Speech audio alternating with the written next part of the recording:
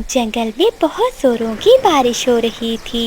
एक बड़े पेड़ पर बहुत सारे घर थे और उन घर की मालकिन चील थी। चील ने पक्षियों को वो घर किराए पर दिए हुए थे। जो बड़ा घर था वो कौवों ने किराए पर लिया हुआ था। और एक छोटे से घर में मानो चिड़िया और उसका पति चंदू चिड़ा रहते थे। सुनहरी चील महीने की आखिर में सभी पक्षियों से किराया लेने आया करती थी। ये लो चील चाची, तुम्हारा इस महीने का किराया। तुम बहुत अच्छे काफे हो जो मेरा किराया समय पर दे देते हो। एक वो बीमार चिड़िया और उसका पति चंदू चिड़ा है। जब भी किराया लेने जाऊं तो कोई ना कोई बहाना बना देते हैं। अच्छा चील चाची, इस बार क्या बहाना बनाया उन्होंने? वो चंदू चिड़ा कह रहा था कि मेरी पत्नी बहुत बीमार है और तेज बारिशों के कारण मैं काम पर नहीं गया। वो कहता है कि उसके पास पैसे नहीं है, जब आएंगे तो वो किराया दे देगा। तौबा तौबा चील चाची, वो दोनों बहुत झूठे हैं। कल ही तो मैंने उसकी पत्नी मानो चिड़िया को देखा था, एकदम हट्टी कट्टी बैठी हुई थी। भला बैठे बिठाए वो कैसे बीमार हो सकती है? ये सब किराया ना देने के बहाने हैं। मेरे बादल जी को भी तो देखो, ऐसी बारिश में वो रोज काम पर जाता है। हाँ, मुझे भी ऐसा ही लगता है। धन्यवाद बिजली, तो तुमने मुझे सच बता दिया। अब देखना मैं उनके साथ क्या करती हूँ। फिर चील चाची उन कौवों से किराया लेती है और वहाँ से वापस चली जाती है। बिजली, तुमने चील चाची से झूठ क्यों बोला? कल तुम जब चिड़िया से दाना लेने गई थी वो तो बहुत बीमार थी। बादल जी, मुझे वो मानो चिड़िया बहुत बुरी लगती है। मैं नहीं चाहती कि वो हमारे पड़ोस में रहे। अब देखना चील चाची उन दोनों को हमारे पड़ोस से निकाल देगी। अगली सुबह हो जाती है और बारिश भी रुक जाती है। जुगनू कौवा अपने दोस्तों के साथ खेलकर घर आता है तो देखता है घर के दरवाजे पर ताला लगा हुआ था। इतनी प्यास लगी हुई है, अब पानी कहाँ से पीऊं? मम्मा तो घर को ताला लगा कर चली गई हैं। तभी जुगनू कौवा देखता है कि चिड़िया के घर का दरवाजा खुला था। मैं मानो आंटी के पास जाता हूँ, वो तो मुझसे बहुत प्यार करती है। फिर जुगनू कौवा मानो चिड़िया के घर जाता है। आंटी आंटी, मुझे पानी मिलेगा? हाँ जुगनू बेटा, पता है कल मैंने गाजर का हलवा बनाया था, आपको बहुत पसंद है ना? हाँ आंटी, बहुत पसंद है। फिर मानो चिड़िया जुगनू कौवे को पानी देती है और साथ में गाजर का हलवा देती है। तभी बादल कौवा और बिजली कौवी चिड़िया के घर में आते हैं। जुगनू, तुम यहाँ क्या कर रहे हो? घर क्यों नहीं गए? मम्मा, घर को ताला लगा हुआ था और मुझे बहुत प्यास लगी थी, इसलिए मैं आंटी के घर आ गया। चल जुगनू, कोई जरूरत नहीं है इस बीमार चिड़िया के पंखों से कुछ लेने की। ये खुद तो बीमार है, तुम्हें भी बीमार कर देगी। बिजली बहन, ये आप क्या कह रही हैं? जुगनू को मेरे खिलाफ क्यों भड़का रही हैं? तुम चुप करो। गरीब और बीमार पति पत्नी, तुम दोनों यहाँ से चले क्यों नहीं जाते? तुम्हारे जाने से हमें भी चैन आएगा। लेकिन हमने किया क्या है जो आप हमसे इतनी नफरत करती हो? बस मुझे तुम जैसे बीमार पक्षी पसंद नहीं है। मैं तो कहती हूँ तुम जैसे गरीब पक्षियों को तो मर ही जाना चाहिए। बस कीजिए बिजली बहन, अब बहुत हो गया, आप जाइए यहाँ से। निकलोगी तो अब तुम यहाँ से बहुत जल्दी चील चाची तुम्हें इस घर से निकाल देंगी। ऐसे चली कटी सुनाकर बिजली और बादल अपने बेटे को लेकर वहाँ से चले जाते हैं। रात हो जाती है। रात को जब चिड़िया का पति घर आता है तो चिड़िया सारी बात अपने पति को बताती है। चंदू चिड़ा कौवों के घर जाता है। बिजली और बादल, दोबारा मेरी पत्नी को बेइज्जत करने की कोई जरूरत नहीं है। अच्छा, पहले कौन सा तुम पति पत्नी की इज्जत है? किराया तो तुम समय पर देते नहीं। तुम्हें चिंता करने की जरूरत नहीं है, चील चाची हमारी मजबूरी जानती है। अगले दिन फिर से बहुत तेज बारिश होती है। तेज बारिश में चील चिड़िया के दरवाजे पर दस्तक देती है। चंदू चिड़ा दरवाजा खोलता है तो वो देखता है कि चील दो नए किराएदारों को लेकर घर के बाहर खड़ी थी। जल्दी से ये घर खाली करो, अब ये घर इनका है। चील चाची, क्या आप हमारे साथ मजाक कर रही हैं? इतनी तेज बारिश है, हम ऐसी बारिश में भला कहाँ जाएंगे? ये मेरा मसला नहीं है। ये पक्षी मुझे किराया बहुत ज्यादा दे रहे हैं, तुम्हारी तरह नहीं है जो हमेशा बहाने ही बनाते हैं। मानो चिड़िया भी घर से बाहर आती है। चील चाची, मैं बहुत बीमार हूँ, ऐसी बारिश में भला हम कहाँ जाएंगे? तभी बिजली कभी भी अपने घर से बाहर आती है। चील चाची, निकालो अभी इन गरीब पक्षियों को यहाँ से निकालो, फिर हम भी अपने घर का किराया तुम्हें ज्यादा देंगे। चील ये सुनकर खुश हो जाती है। वो चिड़िया और उसके पति चंदू को धक्के मारकर वहाँ से निकाल देती है। वो दोनों पति पत्नी रोते हुए वहाँ से चले जाते हैं। वो दोनों दूसरे जंगल की ओर निकल जाते हैं। मानो चिड़िया तो पहले से ही बीमार थी। तेज बारिश के कारण उसकी तबीयत और भी बिगड़ जाती है। मानो तुम्हें बहुत तेज बुखार है, तुम मत उड़ो, मैं देखता हूँ कि कहीं आसपास कोई घोंसला मिल जाए। फिर चंदू चिड़ा वहाँ से निकल जाता है। थोड़ी दूर उसे एक घर दिखाई देता है। वो वहाँ जाकर दरवाजे पर दस्तक देता है तो अंदर से एक बूढ़ी कवि बाहर आती है। माँ जी, मेरी पत्नी बहुत बीमार है, हम ऐसी तेज बारिश में कहीं उड़कर भी नहीं जा सकते। क्या हम एक रात आपके घर में गुजार सकते हैं? हाँ हाँ बेटे, ले आओ तुम अपनी पत्नी को। फिर चंदू चिड़ा अपनी पत्नी को लेकर बूढ़ी कवि के घर में आ जाता है। आप दोनों को भूख लगी होगी, मैं आपके लिए खाना बना देती हूँ। नहीं नहीं माँ जी, हम आप पर बोझ नहीं बनना चाहते। बेटी, इसमें बोझ वाली कौन सी बात है? मैं यहाँ अकेली रहती हूँ और अकेले खाना खाने का मजा नहीं आता। आज तो मैं आपके साथ मिलकर खाना खाऊंगी। फिर बूढ़ी कवि उनके लिए खाना लाती है और वो सब मिलकर मजे मजे से खाना खाते हैं। दूसरी ओर वो कवि चिड़िया के जाने पर बहुत खुश थे। बादल जी, चील चाची को पहले ही उन्हें निकाल देना चाहिए था। बिजली, मुझे लगता है हमने उन दोनों के साथ अच्छा नहीं किया। हमने तो सभी पक्षियों के साथ भला किया है। जितनी वो चिड़िया बीमार थी, उसकी बीमारी सभी पक्षियों को लग सकती थी। मामा, लेकिन मानो आंटी मुझे बहुत प्यार करती थी। नहीं बेटा, वो तो प्यार करने का नाटक करती थी। बादल जी, इतनी तेज बारिश में भला कहाँ वो जिंदा रहने वाले हैं, मर गए होंगे अब तक। तभी एक तेज हवा का झोंका आता है और उन कवों का घर पेड़ से नीचे गिरकर टूट जाता है। बहुत मुश्किल से वो कवि अपनी जान बचाकर बाहर निकलते हैं और रोने लगते हैं। मेरा घर टूट गया। बादल जी, अब हम रात कैसे गुजारेंगे? मामा, आपने मानो आंटी के बेघर होने पर उनका मजाक उड़ाया था। देखा, अब हमारा घर भी टूट गया। अब बिजली कवि को अपने किए पर बहुत पछतावा हो रहा था, लेकिन अब पछताने का कोई फायदा नहीं था। दूसरी ओर बूढ़ी कवि मानो चिड़िया और चंदू चिड़े को अपने घर में ही रख लेती है और वो सब खुशी खुशी रहने लगते हैं। जंगल में बादल गरज रहे थे और जोरों की बारिश हो रही थी। जंगल के सभी पक्षी अपने अपने घरों में डरे हुए बैठे थे। काफी पक्षी तो कई दिनों से भूखे थे, क्योंकि जंगल में लगातार बारिशों से उनके घर में राशन अब खत्म हो चुका था। बादल कौवा और बिजली कवि भूख से सताए हुए कबूतर के घर जाते हैं। वो दरवाजे पर दस्तक देते हैं। चीकू जी, इस समय कौन आया होगा? तुम चिंता नहीं करो, मैं देखता हूँ। फिर तोता दरवाजा खोलता है और कौवे घर के अंदर आ जाते हैं। तोते यार, अब तो हमसे उड़ा भी नहीं जा रहा था। भूख के कारण पेट में बहुत दर्द हो रहा है। चिंकी बहन, क्या आपके पास कुछ भोजन है? अरे बिजली बहन, हमारे पास तो कुछ भी नहीं था। जो भोजन हमने बरसात के लिए जमा किया था, वो तो आप दोनों ने बरसात शुरू होने से पहले ही चोरी कर लिया था। चिंकी, ऐसी छोटी मोटी शरारतें तो हम शुरू से ही करते आ रहे हैं, परंतु हमें क्या पता था कि बरसात इस बार इतनी देर तक रहेगी। ऐसी बरसात में अगर कुछ खाने को मिलेगा तो चिड़िया के घर से ही मिलेगा। यार तोते, चिड़िया की तो कुछ दिन पहले मुझसे लड़ाई हुई थी।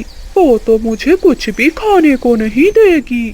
मानो चिड़िया बहुत दयालु है, अगर उसके पास कुछ हुआ तो वो हमें जरूर देगी।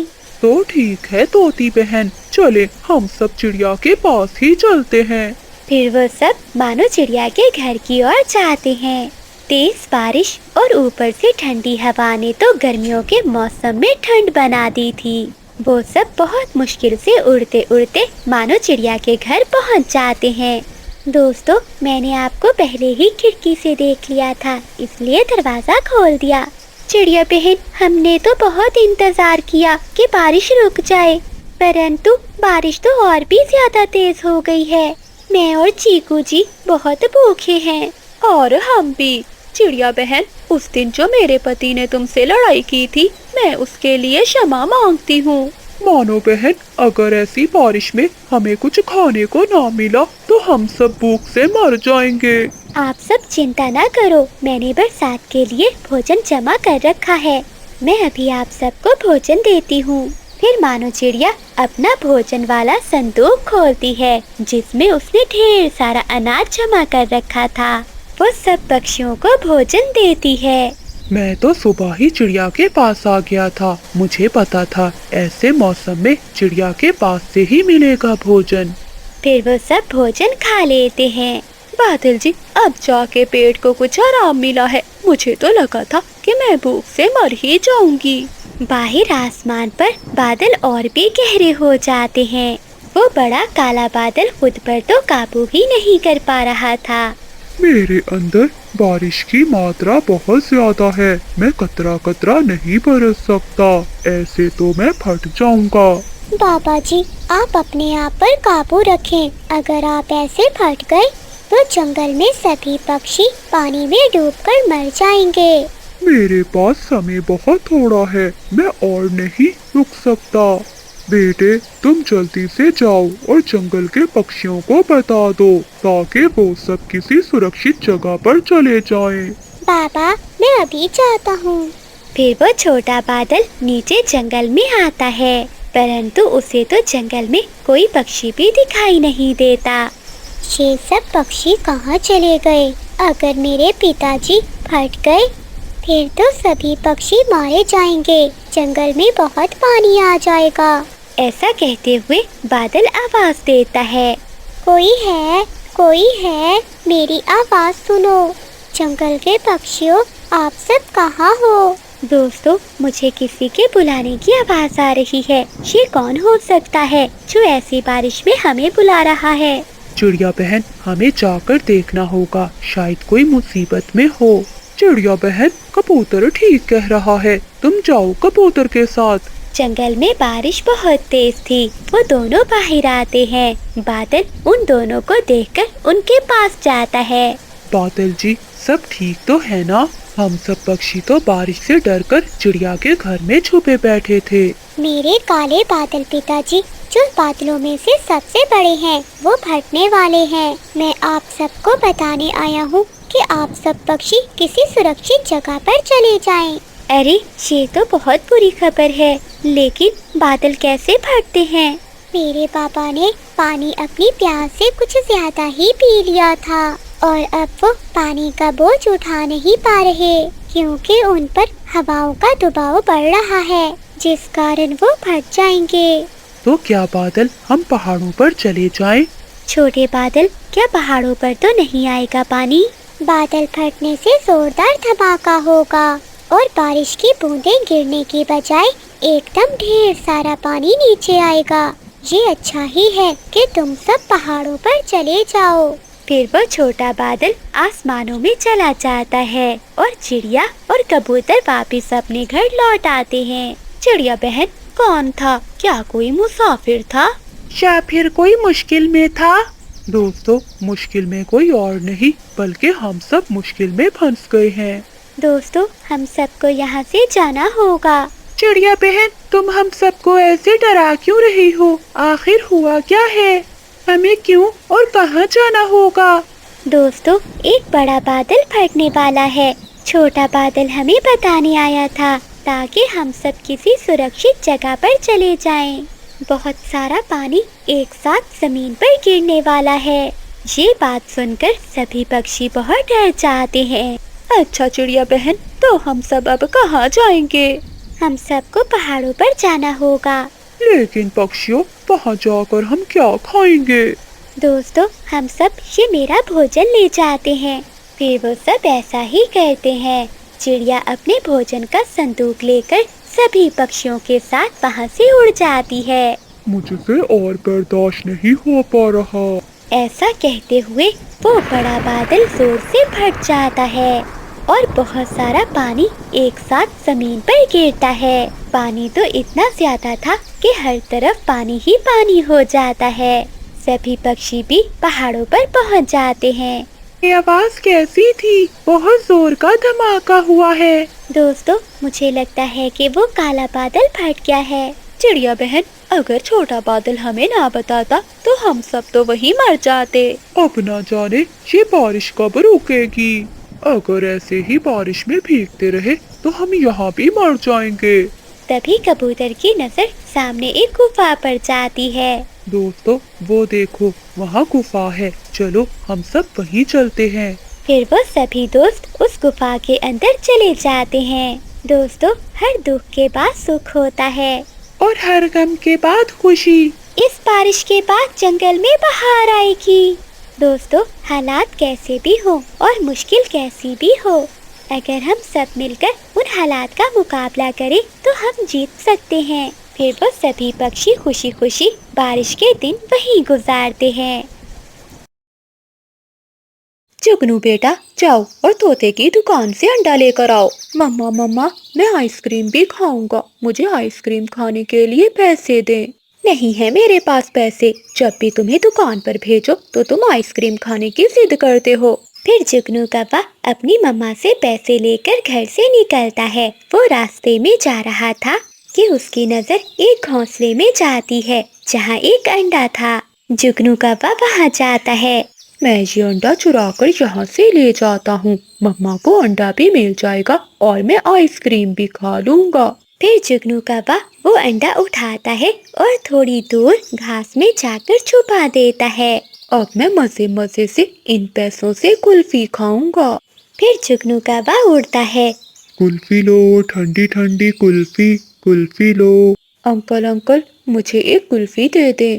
फिर जुगनू कौवा पक्षी से कुल्फी ले लेता है और थोड़ी दूर जाकर नदी पर बैठकर खाने लगता है। मीना जुगनू को कुल्फी खाता हुआ देखकर वहाँ आती है। जुगनू जुगनू, मुझे भी थोड़ी सी कुल्फी दे दो। ना, ये कुल्फी मेरी है, मैं नहीं दूंगा। फिर जुगनू कौवा एक ही बार में सारी कुल्फी खा लेता है। बेचारी कबूतरी जब अपने घोंसले में आती है तो अपना अंडा ना देखकर रोने लगती है। कौन दुष्ट मेरा अंडा चुरा कर ले गया? आज तो जंगल में चील भी नहीं थी, फिर ये मेरा अंडा किसने चुराया होगा? इधर उधर देखकर जुगनू कौवा घास से वो अंडा उठाता है और अपने घर चला जाता है। जुगनू, इतनी देर क्यों कर दी आने में? मम्मा, तोता अंकल दुकान पर नहीं था, इसलिए मुझे इंतजार करना पड़ा। ये मोटी चोंच वाला भी बहुत लालची हो गया है, पैसे पूरे लेता है और ये अंडा देखो कितना छोटा सा दिया है। मम्मा, क्या हुआ? है तो अंडा ही। बिजली कवि को पता ही नहीं चलता कि उसका बेटा तो वो अंडा कबूतरी का चुरा कर लाया है। अब तो जुगनू कवि को नया आइडिया मिल गया था। जब भी वो अंडा लेने जाता तो किसी न किसी पक्षी के घोंसले से अंडा चुरा कर ले जाता। एक दिन जुगनू कौवा बुलबुल के घोंसले से अंडा चुरा रहा था कि बुलबुल उसे देख लेती है। दुष्ट कौवे, तू ही है जो पक्षियों के अंडे चुराता है। बुलबुल जुगनू कौवे के 2 चार लगा देती है। दोबारा मेरे घोंसले की तरफ मत आना। गंदी मोटी आंटी, मैं अभी जाकर अपनी मम्मा को बताता हूँ। जुगनू रोता हुआ घर जाता है और अपनी मम्मा को बताता है। मम्मा, मारा, उस मोटी बुलबुल आंटी ने मारा। उस गंदी मोटी बुलबुल की इतनी हिम्मत कि मेरे बेटे को मारे। तुम चलो मेरे साथ, मैं अभी जाकर उसे पूछती हूँ। बिजली कवि जुगनू कवि को साथ लेकर जाती है। मोटी बुलबुल, बता, तूने मेरे बेटे को क्यों मारा? बिजली, ये मेरा अंडा चुरा रहा था, मैंने अपनी आँखों से देखा है इसे। झूठ मम्मा, झूठ, मैं सच कह रहा हूँ, ये मोटी आंटी झूठ बोल रही है। फिर बिजली कवि बुलबुल को पकड़कर मारने लगती है। मेरे बेटे पर इल्जाम लगाती है। मोटी, मैं आज तेरा पेट ही फाड़ दूंगी। मानो चिड़िया शोर सुनकर वहाँ आती है। वो आकर बुलबुल की जान बचाती है। बस करो बिजली, ना मारो, बुलबुल मर जाएगी। फिर बिजली कभी गुस्से में अपने बेटे को लेकर वहाँ से चली जाती है। चिड़िया बहन, वो कौवा मेरा अंडा चुरा रहा था, मैंने अपनी आँखों से देखा था। बुलबुल बहन, आप चिंता ना करें, ऐसे बुरे काम करने वालों को सजा जरूर मिलती है। कुछ दिनों बाद बिजली कभी की बहन उसके घर आती है। पिंकी बहन, क्या खाओगी? दीदी, मेरा तो आज अंडा पराठा खाने को बहुत मन कर